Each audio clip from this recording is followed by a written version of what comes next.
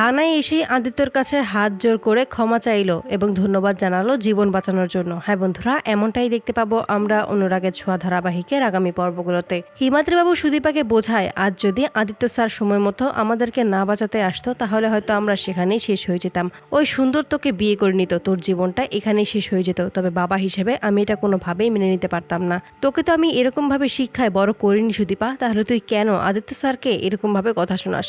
শুধুমাত্র ওনার জন্যই কিন্তু আমরা আজকে বেঁচে ফিরতে পেরেছি ওই সুন্দরের হাত থেকে। তখনই সুদীপা বলে ওঠে উনি তো খুব ভালোভাবে জানতো নবীনপুরের কি অবস্থা, তারপরে উনি সবকিছু ভাবে ফেলে একা কিভাবে রেখে চলে যেতে পারে। তখন হিমাদ্রিবাবু বোঝায় ওনার খুব দরকারি একটা কাজ ছিল ব্যক্তিগত, তাই তো সে চলে গেছে। তা না হলে উনি নবীনপুরকে একা রেখে চলে যেত না। উনি কিন্তু আমাদেরকে প্রতিবার বাঁচিয়েছে, তোকে বাঁচিয়েছে।